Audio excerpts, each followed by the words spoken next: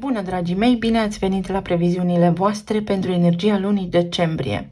Acestea se aplică pentru toți cei care au soarele, ascendentul și luna în Gemeni. Să vedem despre ce este vorba pentru voi dedicat. Voi începe întâi cu partea de tranzite astrologice, urmând ca mai apoi să vedem care este energia cărților oracol și de tarot. Guvernatorul vostru, Mercur, planeta intelectului și a comunicării, își începe tranzitul prin Capricorn în casa voastră a 8-a. Pentru voi acest sector din viața voastră vizează resursele împărtășite, banii celorlalți, taxele, impozitele, asigurările, pensia alimentară acolo unde este cazul, psihologia, puterea, voința voastră, intimitatea, sexualitatea și misterul, care poate fi deslușit în această lună. Mercur este arhetipul care ne ajută să gândim, să vorbim, ne expune modalitatea în care o facem, iar arhetipul Capricornului este unul foarte structurat și foarte pragmatic.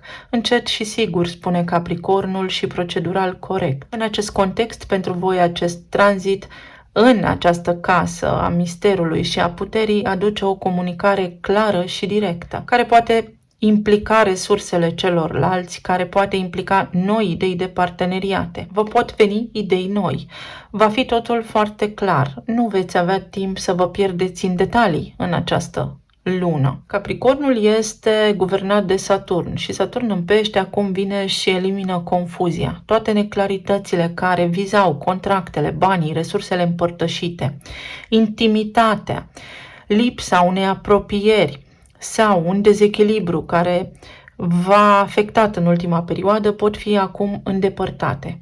Mercur va avea un parcurs interesant în această lună pentru că intră în retrogradare în Capricorn, dar vom ajunge cronologic și la acea fază. Mai departe, zeița frumuseții Venus, planeta care ne vorbește despre banii lichizi, despre iubire, despre stima de sine, intră în semnul Scorpionului în casa a 6-a. Această arie din viața voastră are legătură în primul rând cu sănătatea voastră, apoi cu rutina în care sunteți voi prinși în fiecare zi, cu ai voștri colegi de serviciu, cu starea voastră de bine, cu echilibrul dintre casă și locul de muncă, cu mentorii voștri, cu animalele de companie. Venus este o energie magnetică care atrage, iar arhetipul Scorpionului este cel care se regăsește în casa 8-a și vorbește despre profunzime, despre a merge până în cele mai mici detalii, până în cele mai ascunse cotloane ale sufletului pentru a scoate la suprafață fricile, astfel încât să fie îndepărtate, conștientizate, vindecate. Pentru voi, Venus în Scorpion aici poate însemna o idilă profundă cu vreun coleg de la locul de muncă. Pentru alții dintre voi este profunzime în rutină, vreți să faceți lucrurile mai bine ca înainte, vreți să vă luați în considerare pe voi înșivă și sufletul vostru înainte de toate, să aveți grijă de voi, de sănătatea voastră și de animalele de companie dacă aveți. Să vă uitați către oameni care au aspirații înalte și să învățați de la aceștia. Venus în Scorpion este o energie posesivă și geloasă, dar este în egală măsură și acea energie care spune nu pierdem timpul cu nimic superficial. În această lună toate lucrurile vor fi despre sufletul vostru, despre regenerare, pentru că Scorpionul spune moarte, regenerare, transformare. Dacă ceva în rutina voastră nu a funcționat, acum Venus vă ajută să vă îngrijiți și corpul și mintea și sufletul, pentru că este foarte important. Uite așa, cu Venus în Scorpion puteți acum să vă vindecați și mai repede. Toate bolile din planul fizic, din corpul fizic, au în spate cauze mentale și emoționale și puteți pe parcursul acestei luni să identificați cu adevărat ce se petrece la nivel de subconștient, pentru că regenerarea voastră va fi una mult mai bună și mai fascinantă. Mergem mai departe și pe 12/12 avem parte de o frumoasă lună nouă în Săgetător în casa voastră a 7-a. Casa 7 are legătură cu relațiile 1-la-1 conștiente, cu partenerul de viață, cu ai voștri clienți, cu ai voștri parteneri de afaceri, cu cei mai buni prieteni. Iar casa a 7 ne vorbește despre relații, despre relațiile interpersonale. Săgetătorul este semnul înțeleptului, este cel care ne arată concluzia finală, ne oferă o imagine de ansamblu. Are legătură cu religia, credința, spiritualitatea, cu drumurile pe distanțe lungi, cu studiile noastre înalte, cu aprofundarea lucrurilor, dar și cu străinătatea. O lună nouă spune noi acorduri, noi intenții, noi angajamente, idei noi pe care acum le pot pune în practică. Vă pot veni idei în acest sector, la nivel de afaceri, să vă extindeți în străinătate sau poate cunoașteți oameni noi care acum sunt prospecți, clienți și va fi doar de bine pentru că este o cale a succesului aici de explorat pentru voi. Pentru alții dintre voi poate însemna că vă puteți căsători, că puteți găsi un partener de viață cu care acum să rezonați în gânduri, în idei, în profunzime. Pentru alții dintre voi poate însemna că veți vedea o mărire la nivel de vânzări dacă sunteți antreprenori și aveți o mică afacere. Vă poate scoate în cale pe cineva care să fie perfect aliniat vibrațional cu voi, alături de care să începeți să parcurgeți niște etape foarte importante din viața voastră, fie că vorbim despre mentor, fie că vorbim despre o persoană dragă cu care să intrați într-o relație stabilă. Relațiile voastre în această lună vor trece la un nivel mai înalt, mai profund. La fix o zi după, pe 13, Mercur intră în retrogradare în Capricorn, în casa a 8-a. Și acum spune reevaluăm toate ideile, reevaluăm toate lucrurile pe care încă nu am apucat să le organizăm. De ce am zăbovit asupra unor lucruri sau de ce le-am amânat? Capricornul nu cere amânare, Capricornul vrea totul procedural corect, se mișcă mai încet pentru că este mai analitic, dar atunci când face un lucru, este un lucru foarte bine făcut. Guvernatorul său este Saturn și Saturn este arhetipul maturității. Veți vedea că veți fi împinși de la spate să faceți lucrurile cu mai multă maturitate, pentru că odată ce faceți ceva, vor avea efect pe termen foarte lung și vor rămâne stabile. Pentru alții dintre voi această energie spune este important să te mai uiți odată la cum faci tu lucrurile care au legătură cu casa a 8-a, pe care le-am enumerat la început, pentru că trebuie să umbli la rădăcină, trebuie să schimbi ceva aici care poate vizează și contractele tale și casa a 7-a parteneriatelor, dar și casa rutinei tale, astfel încât să înflorești la nivel financiar. Aici vorbim despre banii celorlalți. Poate partenerii voștri de viață vor fi promovați. Capricornul este CEO-ul, este managerul, administratorul firmei. Pentru alții dintre voi ceva ce are legătură cu guvernul, cu statul, cu taxele și impozitele. Trebuie să reluați o anume temă, o anume discuție sau să fiți mai atenți în această direcție. Pe 21 decembrie, soarele intră și el aici și spune stai puțin că te ajut. Nu trebuie să-ți bați capul foarte tare, trebuie tu doar să fii atent și să te asiguri că nu ți-a scăpat din vedere niciun detaliu. Soarele vă ajută în toate demersurile pe care le aveți aici de făcut și vă aduce garanția că da, nimic nu vă scapă din vedere și că toate necunoscutele în această lună devin cunoscute. Aici sunt chestii legate și de contabil, și de firme, și de administratori, dar și care au legătură cu serviciul vostru sau cu banii pe care voi îi câștigați zi de zi. Mai departe, pe 23 decembrie, Mercur va face un pas înapoi, tot în retrogradare, fiind în Săgetător, în casa voastră a 7-a. Și spune, ok, dacă poate tu acum ai provocări la nivel de taxe și impozite, ia uite-te în contractele pe care tu deja le-ai semnate. De unde pot veni aceste mici confuzii? Este necesar să vă uitați aici la micile detalii. Mercur în retrogradare în Săgetător nu vrea să scape din vedere niciun detaliu și este nevoie să interveniți foarte meticulos și să cercetați ceva anume. Pentru alții dintre voi se reia o comunicare cu cineva cu care poate înainte ați vrut să începeți o afacere, o prietenie și nu v-ați mai văzut de mult. Prietenii voștri poate s-au mutat din țară și vin în vizită sau poate acum reconsiderați ideea de relație stabilă cu cineva. Este indicat în această perioadă de Mercur retrograd aici în Săgetător în casa a 7-a să nu semnați neapărat noi contracte, ci să le aveți pe toate clar, documentate, pregătite pentru momentul în care Mercur va ieși din perioada de retrogradare și de umbră a retrogradării, pentru că, în general, în această perioadă se produc așa mici confuzii. Pentru alții dintre voi s-ar putea să vă fi făcut niște planuri de călătorie care să aibă parte de ceva amânări.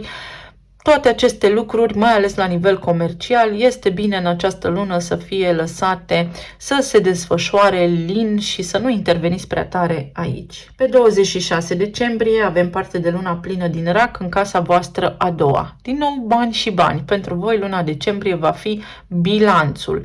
Să vedeți cum v-a fost anul din punct de vedere financiar, dar cum stați și cu stima de sine. Vă simțiți bine în relațiile contractuale sau în parteneriatele pe care le aveți, în intimitatea voastră acolo. Racul este semnul familiei, este cel care ne vorbește despre trecut, despre rădăcina noastră, despre proprietățile noastre, despre părinții noștri. În acest context, cu energia din casa a 8-a, din Capricorn, vi se spune, uite, dacă tu în trecutul tău sau în casa părintească ai avut ceva provocări sau ai fost învățat să faci banii într-o anume manieră, poți schimba aceste lucruri. De ce? Pentru că luna plină înseamnă finalitate, înseamnă ajung la o concluzie sau înseamnă că pot interveni să remediez acțiunile din ultimele 6 luni. Ești satisfăcut de planul tău financiar, de resursele tale materiale, pe ce pui tu exact amprenta?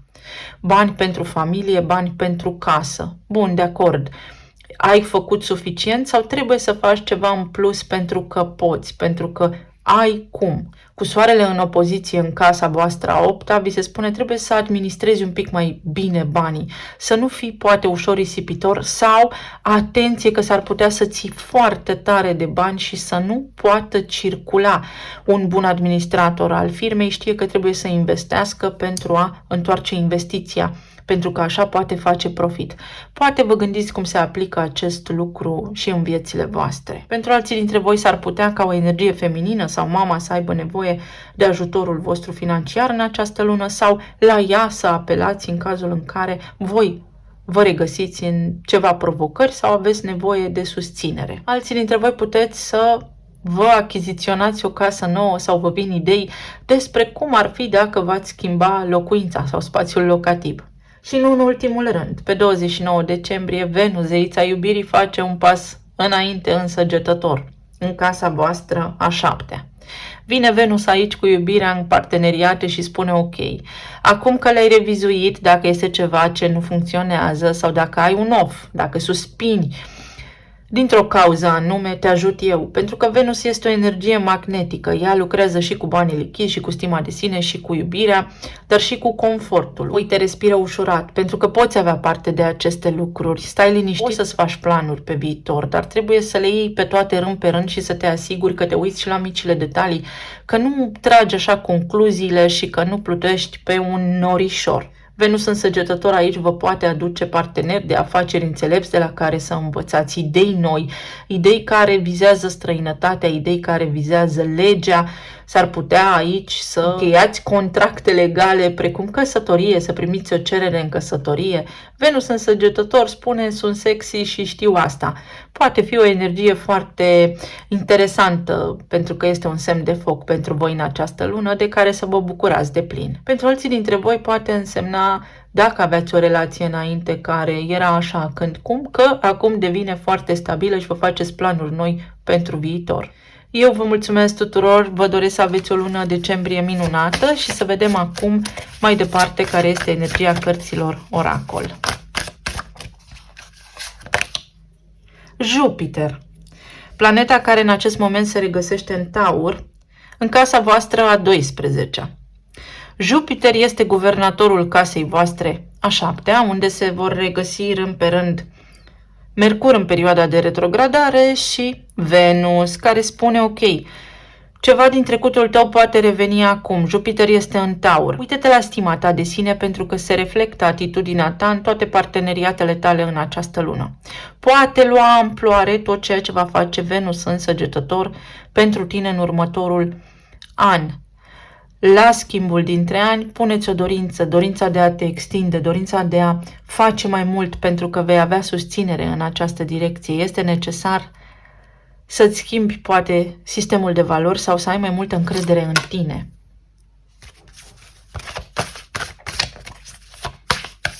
Jupiter este marele benefic și în Taur, acolo în zona sectorului financiar și al iubirii, s-ar putea pentru unii dintre voi să aducă o iubire secretă sau cineva să aibă acum curaj să vă declare iubirea. Avem casa a treia care va aparține vouă, al cărei guvernator este Mercur. Casa a treia vorbește despre drumuri pe distanțe scurte, despre frații, surorile, despre familia extinsă, unchi, mătuși, cartierul în care locuiți, comunitatea din care faceți parte, studiile voastre, cursuri noi pe care vreți să le începeți acum. Sunt planuri de viitor, sunt planuri care vizează dezvoltarea personală sau ați putea să luați în considerare această arie importantă din viața voastră, pentru că așa, prin a investi în voi înșivă, Jupiter vă susține abundența. În egală măsură, Mercur în Capricorn spune s-ar putea să te descurci mai bine dacă lucrezi singur sau la nivel de antreprenoriat, iar pentru alții dintre voi, Mercur când intră înapoi în Săgetător spune ok, trebuie să te uiți puțin la relațiile tale pentru că undeva te încânți foarte repede și îți scapă din vedere niște detalii. Deci atenția pe detalii este pentru voi aici, în această lună, tema. Să vedem despre ce este vorba mai departe.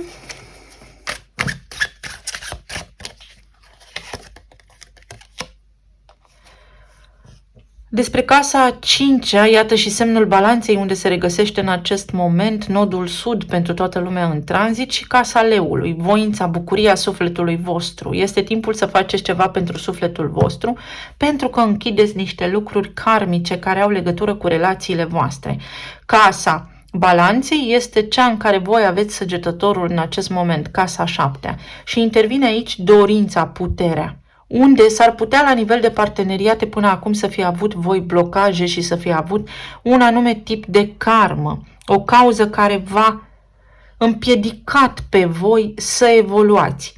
În altă ordine de idei, pe axa 2-8 pentru voi se activează cumva moștenire genetică sau moștenirea din familie, deprindere comportamentală prin care voi ați evoluat și ați reprodus unul la unul comportamentul părinților voștri, mai ales la nivel financiar. În această lună puteți conștientiza acele lucruri și puteți începe să clădiți cărămidă cu cărămidă, pentru că asta spune Mercur în Capricorn în casa voastră a opta, pentru a vă debloca abundența, pentru a vă debloca bucuria vieții și o viață foarte bună. Este o lună de schimbare și este o lună de schimbare majoră în care să lucrați cu copilul vostru interior și să vedeți ce anume vă blochează. Și aici avem motociclistul, lupul singuratic. Am menționat deja că este cumva pentru voi energetic vorbind, mai ales în luna decembrie, dar și cu potențial pe anul următor, să lucrați cumva singuri sau să faceți niște lucruri din care să vă sporiți câștigurile financiare. O eliberare este aici, să știți, și aveți nevoie să schimbați ceva în rutina voastră. Pentru alții dintre voi s-ar putea să vreți să faceți ceva inedit. Va fi o lună în care diverse evenimente pline de spontaneitate vor avea parte în jurul vostru pentru a vă scoate pe voi din rutină, pentru că s-ar putea unii dintre voi să fiți foarte prinși acolo în viața voastră de zi cu zi, dar unde să existe stres și este nevoie de o gură de aer proaspăt, este nevoie de bucurie. Pentru alții dintre voi puteți întâlni pe cineva foarte nonconformist, alături de care să rupeți regulile, să ieșiți, să treceți dincolo de convențional. Știi, nu, casa a șaptea și leul, uite-l că l-am invocat. Aici avem o declarație. Semnăm noi contracte, reevaluăm, revizuim contractele vechi sau ne căsătorim. Este o cerere în căsătorie aici pentru foarte mulți dintre voi. Eliberare. Pentru alții dintre voi se schimbă regulile jocului. Puteți acum, pentru că există și această posibilitate, să divorțați în cazul în care nu aveați până în acest moment curaj. Este o energie care vă spune, dacă nu ești fericit, nu trebuie să stai pe loc. Acolo unde râsul nu se aude, nu-ți opri pasul, era un citat.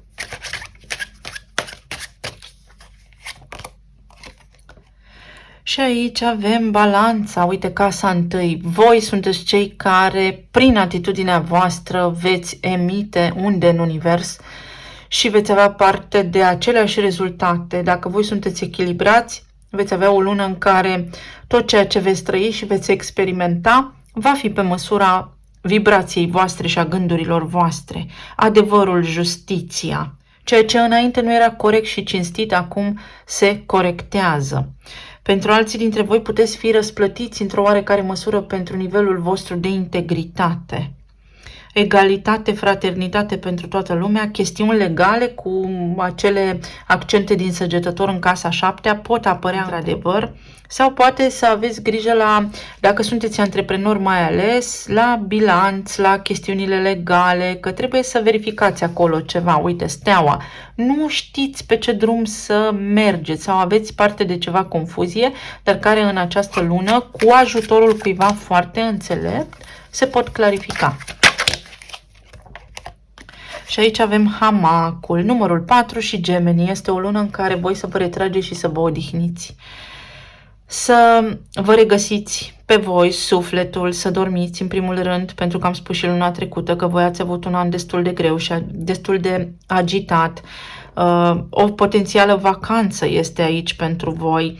Să încercați să țineți direcția, pentru că faceți foarte multe lucruri deodată și s-ar putea să ajungeți la epuizare fizică, psihică. Deci este recomandarea energiei în această lună pentru voi aceasta: odihnă, vacanță, mă bucur de familie, de casă, de copii, de partenerul, partenera mea, și toate astea mie îmi fac bine și mă ajută să mă regenerez. Venus în Scorpion în casa 6 la nivel de rutină. Am nevoie de o resetare, de o regenerare, să schimb ceva major în viața mea. Să vedem. Să vedem la nivel de relații, plan material și emoțional. Pentru Gemeni, decembrie, ultima lună din an.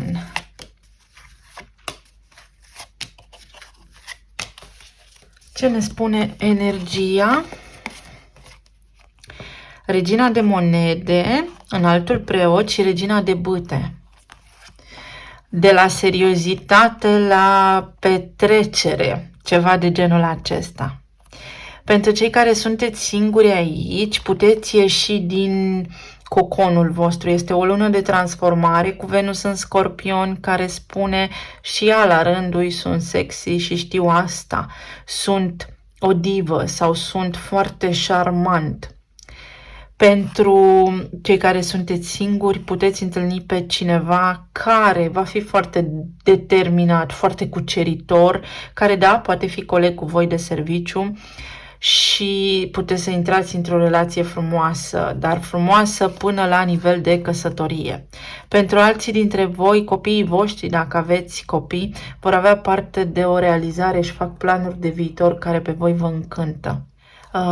Pentru cei care sunteți în relații deja stabile, veți respira ușurați. Unii dintre voi, chiar dacă nu sunteți 100% compatibili cu partenerii voștri de viață în această lună, unul dintre voi va fi foarte spontan și îl va trage și pe celălalt să simtă din bucuria vieții. Este stabilitate la voi în casă și la nivel financiar, este stabilitate la voi în casă și la nivel de energie. Unii dintre voi veți dori să faceți poate o călătorie sau unii dintre voi veți dori să schimbați ceva. Casa, chiar casa, unii dintre voi. Pentru cei care sunteți în perioada de separare, aici voi s-ar putea să primiți niște vești, pentru că aveți activitate în casa 7 care au legătură cu persoanele de care voi v-ați despărțit și să auziți că poate acestea s-au căsătorit sau în relații stabile.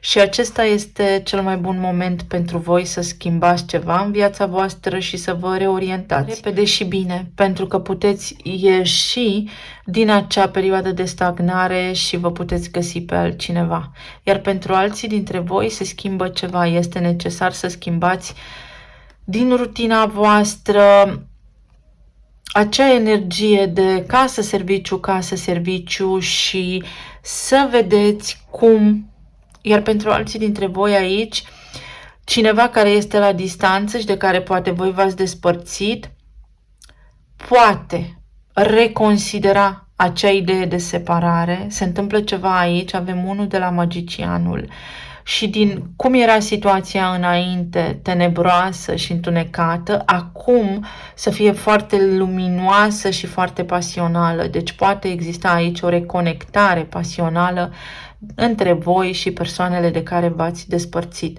Este o energie pasională pentru voi pe parcursul acestei luni, pentru toți dintre voi, indiferent de locul în care vă regăsiți și alături de cine în această lună. Ce ne spune înaltul preot? Magicianul, pentru că v-am spus, magicianul aici aduce relații stabile pentru cei care sunteți singuri, aduce posibilitatea de reconectare cu cineva dacă v-ați despărțit din trecutul vostru, mai ales că pe Mercur retrograd cam asta se întâmplă. Fostul sau fosta pot reapărea în viața noastră, evident în cazul în care ne dorim, apar și chiar dacă nu ne dorim, nevoie de încheiere acolo, iar pentru cei care sunteți în relații deja stabile, aduce o idee nouă, să faceți ceva și mai stabil, care are legătură cu confortul vostru, cu abundența voastră. Ce aduce regina de monede? Aduce înalta preoteasă. Unora dintre voi vă vin idei, vedeți, este o secvență numerică aici, 1, 2, vă vin idei să faceți ceva nou în următoarea lună și veți avea șanse de reușită. Pajul de cupe a ieșit aici, nu voiam neapărat să-l iau, dar uite că-l iau, vă vin niște idei care vă bucură sufletul. Însă recomandarea pentru voi la nivel de relații, mai ales că veți avea acolo Mercur în Săgetător și Venus în Săgetător, Mercur este în retrogradare, să țineți pentru voi tot ceea ce vă vine acum în minte și relațiile voastre, fericirea voastră să nu treacă de ușa casei voastre, pentru că s-ar putea să aveți parte de invidie din exterior. Pentru alții dintre voi aveți un admirator secret dacă sunteți singuri. Pentru cei care sunteți căsătoriți aici, soțul, soția vă poate surprinde foarte frumos în această lună, cu o călătorie, cu un cadou, cu ceva unic, nu vă așteptați. Iar pentru cei care sunteți în perioada de separare, cine s-a separat de voi are sentimente pentru voi. Dar vedeți, este înalta preoteasă aici, nu spune, ei, Venus în Scorpion acolo când atinge acea energie, iese la suprafață, vrem, nu vrem, ceva ce este misterios și tăcut. Se dezvăluie un mister. Și avem regina de cupe, avem 3 regine aici, câte energie feminină plus înalta preoteasă. Înalta preoteasă ei spune trebuie să ne ascultăm puțin intuiția sau trebuie să începem niște lucruri pe care le știm doar noi în această lună și la nivel de relații de tot felul cu toată lumea, care să ne aducă bucurie. În primul rând, iubirea de sine, cu Venus în Scorpion acolo, pentru alții dintre voi poate însemna relația cu un coleg de serviciu, care pentru moment este mai bine să fie departe de ochii lumii, iar pentru alții dintre voi să știți că aici este potențial de sarcină, este potențial de stabilitate, să vă mutați împreună, să cunoașteți pe cineva și să fie o iubire profundă de această dată, dar care trebuie construită pas cu pas. În relații, Gemeni, decembrie. Hook-up înseamnă flirt, înseamnă ne vedem și există potențial de aventură de o noapte. Avem aici numărul 5 în balanță. Pentru cei care sunteți singuri în relațiile voastre, încercați să evitați un așa fel de relație, pentru că s-ar putea să rămână la nivel de aventură și să aveți ulterior de suferit. Energia planetei Mercur în casa 8-a, în semnul Capricornului, spune nu. De această dată ca la carte. Pentru cei care sunteți în relații deja stabile, este nevoie de pasiune aici, este nevoie de foc și este nevoie și de Scorpion, care este o energie sexuală, o reapropiere, măcar la nivel intim, să stați, să vorbiți, să vă recuceriți. Iar pentru cei care sunteți în perioada de separare, cineva are sentimente pentru voi, s-ar putea să fie într-o relație cu altcineva, dar în timp ce este cu altcineva să se gândească la voi. Sau s-ar putea ca în această perioadă cineva din trecutul vostru să revină către voi, împinsă de la spate această persoană de energie sexuală și erotică și să fiți foarte vigilenți, pentru că așa cum vine poate să și plece. Este o lună în care voi trebuie să faceți apel la intuiția voastră și poate nu este ceva ce vă vine foarte la îndemână, dar cu atâta energie în casa voastră a 7-a, cu asta veți intra în noul an și cu nodul sud în balanță aici, pentru că peste tot avem semnul balanței, este foarte important pentru că se recrează un context profund la nivel de relații pentru voi. La nivel de plan material, avem 3 de spade, înalta preoteasă din nou și justiția. Vedeți, înalta preoteasă spune, uite, tu ai mers așa legat la ochi anul acesta și nu prea te-ai uitat în stânga și în dreapta, ai fost pe pilot automat, nu ai luat în calcul, ți-au scăpat din vedere detaliile. Deși voi sunteți semnul care se uită la toate detaliile sau cercetează foarte mult, le duce și la nivel de teorie și le transformă în lucruri concrete destul de greu. Acum vi se închide o karmă, că la nivel legal, dacă aveți provocări, ies la suprafață niște lucruri care vă ajută. Că la nivel financiar veți avea parte de o reușită, dar este important să vă schimbați starea, să nu stați cu frica de bani. Este și o teamă de succes, dar este și o teamă a zilei de mâine aici. Dacă la nivel de afaceri ceva nu a mers bine, uite că Mercur se întoarce în Săgetător acolo și spune, hai că poți, dar trebuie să reevaluezi puțin, mai reia odată pașii, mai reia odată detaliile. Justiția aici aduce încheiere, aduce o finalitate. Și cu luna plină din Rac pe care o veți avea în casa a doua, este important să conștientizați niște deprinderi comportamentale și niște tipare din familia voastră. Poate ceva din familia voastră ajunge aici la finalitate și în sfârșit vă eliberați, vă simțiți ușurați, pentru că este o închidere de karmă aici la nivel financiar. Sau sunt niște contracte pe care este indicat să le încheiați și ulterior să vă dați seama că este pentru binele tuturor suprem și ce bine că s-a întâmplat așa, pentru că aveți cale liberă să schimbați ceva. 6 de cupe. Vedeți aici la nivel financiar, dacă aveți provocări, să spunem cu banii, este o reluare a ciclurilor din familia voastră. Pentru alții dintre voi este o revenire a cuiva de la locul de muncă. V-a rămas gândul, suspinați după cineva de la locul de muncă. Pentru alții dintre voi vă uitați înapoi așa pe parcursul anului ce s-a întâmplat și poate vă gândiți că n-a mers prea bine. Aveți ocazia acum să remediați aceste lucruri, dar înainte de toate trebuie să vă odihniți, pentru că puteți semna noi contracte. Nu vă pierdeți încrederea. Pentru alții dintre voi, în sfârșit, se întâmplă ceva ce așteptați. Dacă aveați acolo un of, un suspin, o apăsare, în sfârșit se întâmplă. Justiția aduce lumea. În sfârșit se întâmplă. Intrați într-o nouă etapă la nivel financiar, o nouă ofertă de muncă, un nou serviciu, o relocare poate fi în străinătate. Pentru alții dintre voi o încheiere contractuală, dar care este înspre binele vostru. Și aici avem 4 de bâte. Noi parteneriate. Unele se închid, altele se nasc. Vedeți, avem 21, vă eliberați dintr-un control, dintr-un tipar. Pentru unii dintre voi s-ar putea să vă separați în afacere și să rămâneți pe cont propriu și foarte bine faceți. Pentru alții dintre voi veți sărbători o încheiere. Fie că scăpați de ceva, fie că încheiați contracte noi, că vă găsiți noi parteneri de afacere sau că primiți un bonus. Poate fi aici. Pentru alții dintre voi vă hotărâți să vă mutați cu familia din țară și acest lucru poate fi luat în considerare.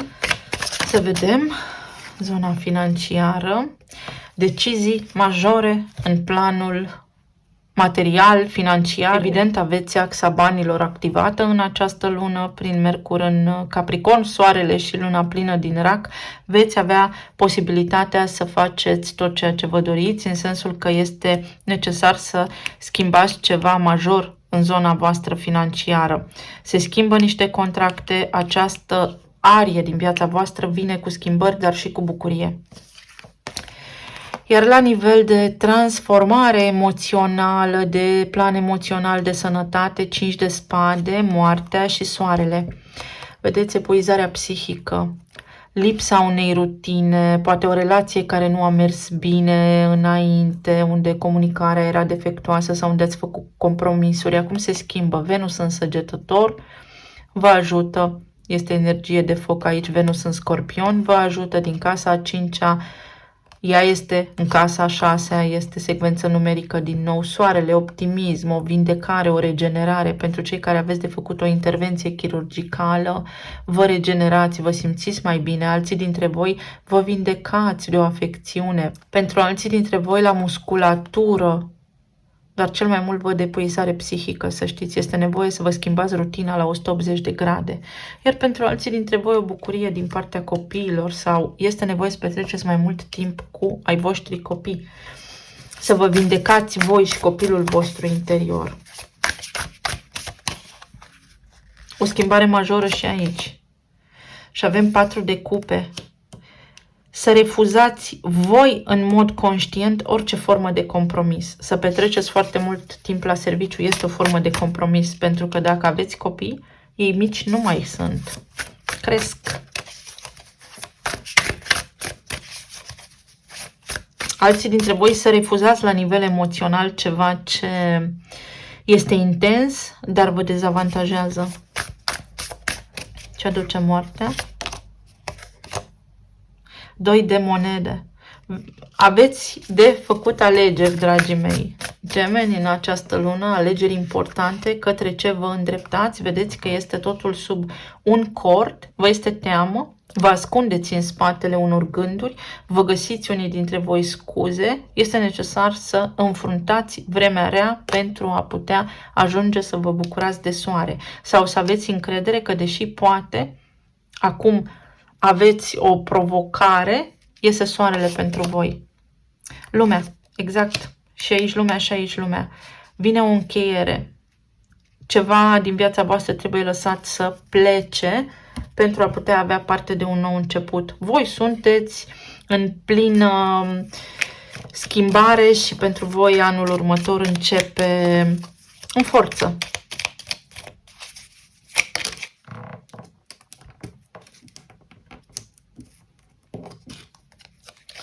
Avem îndrăgostiții, o nouă iubire pentru unii dintre voi și aici avem planeta Mercur, vedeți? Venus din casa 6 poate aduce în rutina voastră pe cineva nou, să vă schimbați rutina, să alegeți sănătatea, să alegeți să vă schimbați obiceiurile care vă fac rău. Pentru alții dintre voi, puteți încheia relația cu cineva care a fost o relație de compromis și vă alegeți pe voi. Deci nu dați la o parte o persoană, ci vă alegeți pe voi în schimb. Iar pentru alții dintre voi, o iubire nouă este aici. Regina de cupe, o iubire nouă. Veți avea parte de iubire, să nu aveți starea, vibrația jos, pentru că încheiați anul foarte bine. Talismanele.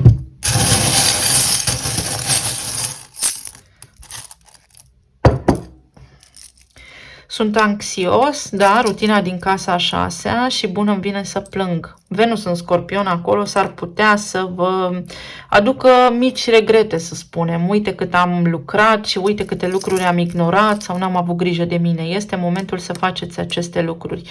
Aici, la nivel emoțional, 5 de spade este anxietate, este o deconectare de la sufletul vostru. Tristețea voastră vine de la epuizarea psihică. O bucurie este aici, o petrecere la care puteți merge pentru a vă bine dispune. Este o lună în care să începeți să vă relaxați. Suntem ceea ce credem că suntem.